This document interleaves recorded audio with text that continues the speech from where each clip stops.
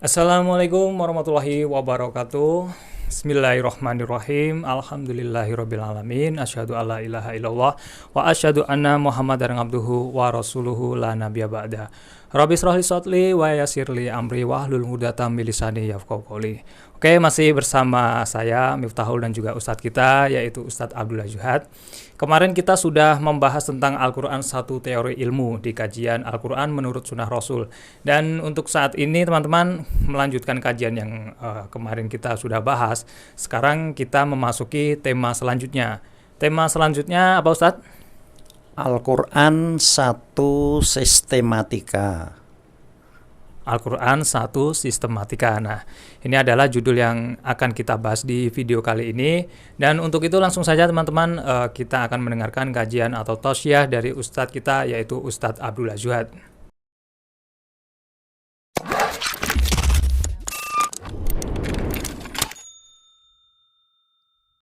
Assalamualaikum warahmatullahi wabarakatuh. Bismillahirrahmanirrahim.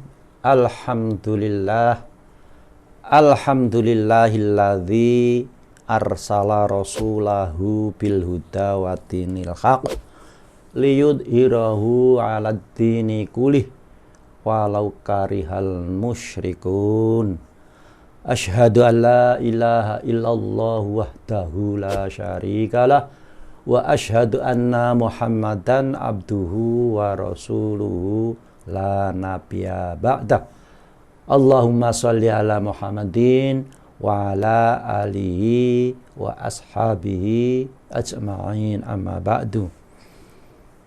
Jumpa lagi saudara-saudara kaum muslimin yang berbahagia.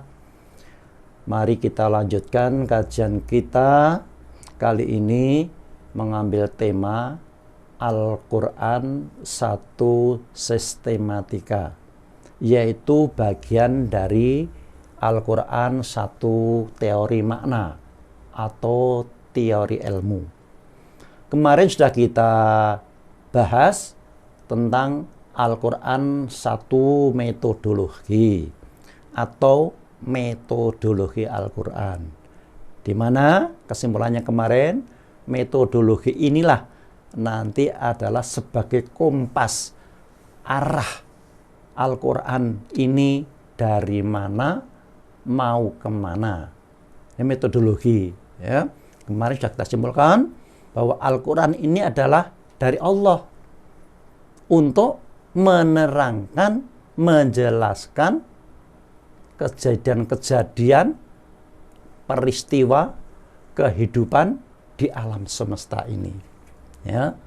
Sehingga metodologi inilah nanti yang akan menentukan arah suatu ayat yang kita pelajari ini, dari mana mau kemana, di mana kehidupan di alam ini adalah ada kehidupan yang bersifat kehidupan organis, biologis, sosial, budaya, dan sebagainya.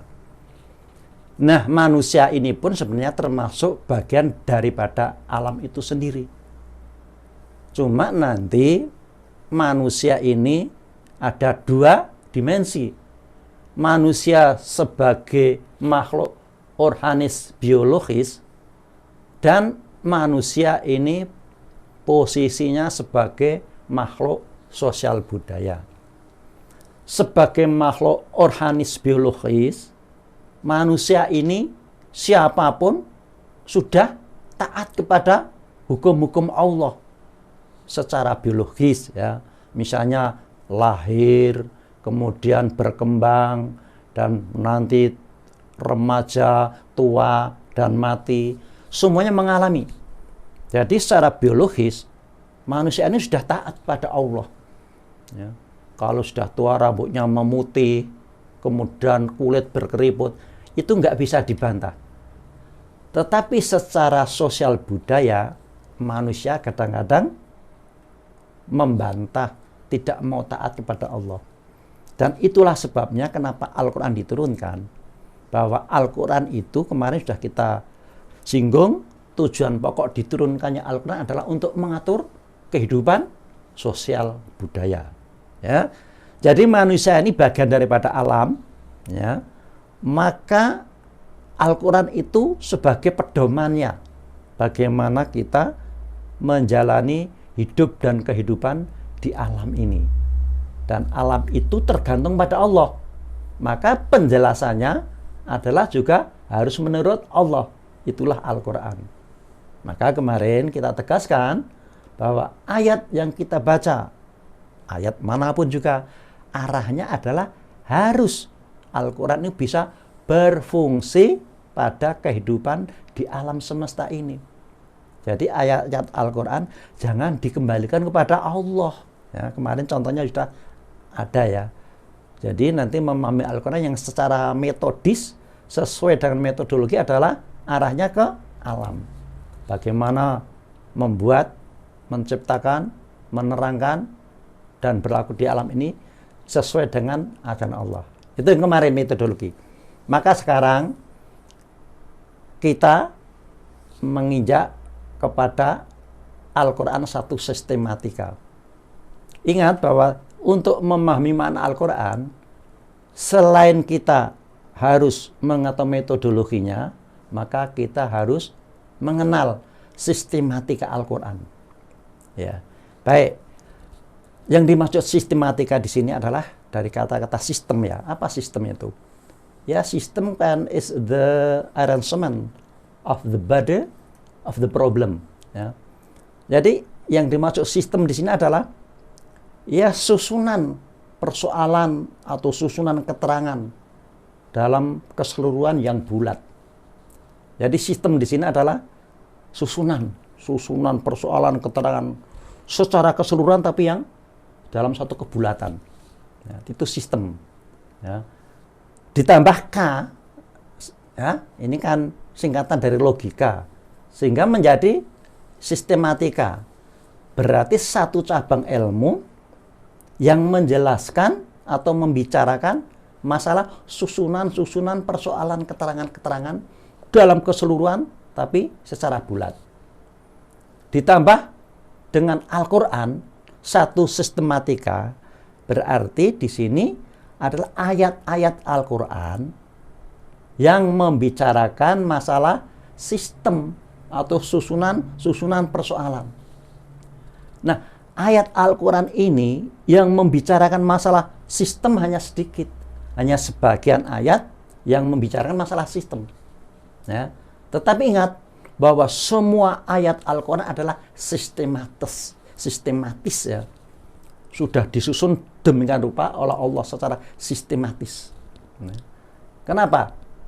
Karena ayat-ayat Al-Quran yang jumlahnya lebih dari 6.000 ayat. Ada yang mengatakan 6.666 ayat, tapi yang benar 6.236 ayat. Ya, itu sudah disusun secara sistematis. Maka cara memahaminya kita harus juga sistematis. Jadi kita harus tahu pengelompokan. Ya.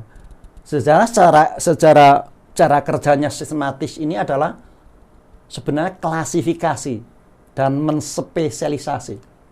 Jadi persoalan pokok dalam sistematika Al-Quran ini adalah bagaimana kita mengklasifikasikan dan menspesialisasikan ayat-ayat Al-Quran. Apa klasifikasi?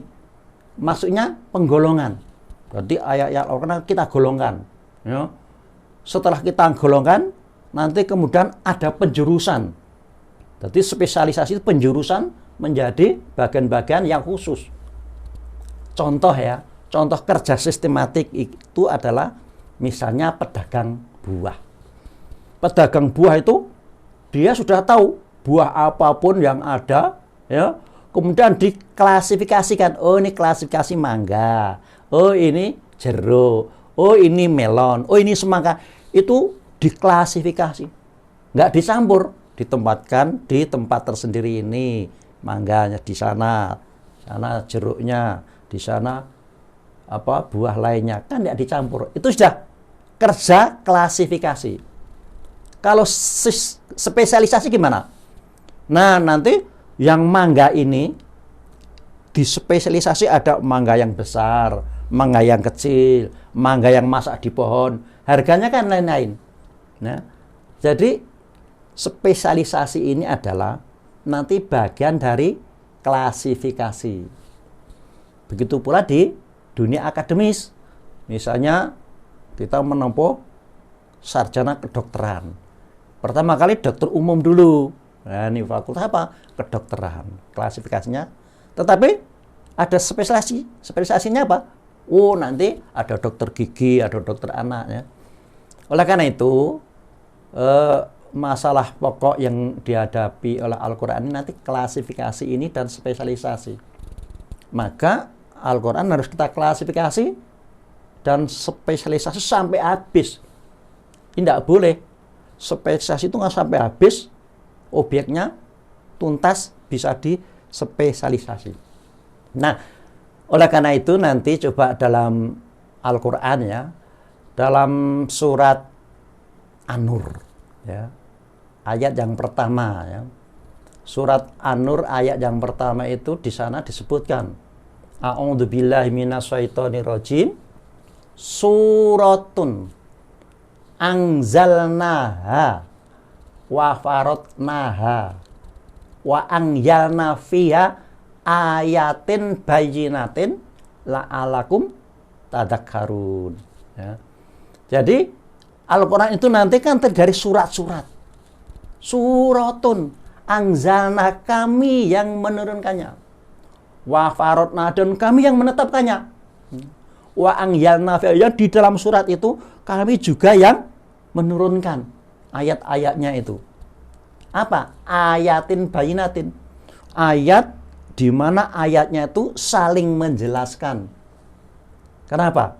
Supaya orang bisa hidup sadar. Ini untuk liqaumi yu'minun. Ya.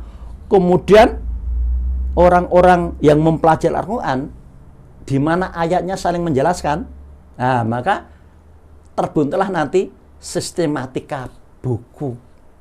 Jadi Al-Quran itu oleh sistematika, nanti sistematiknya dibagi menjadi 3. Nah, pertama, sistematika surat ya, atau sistematika buku.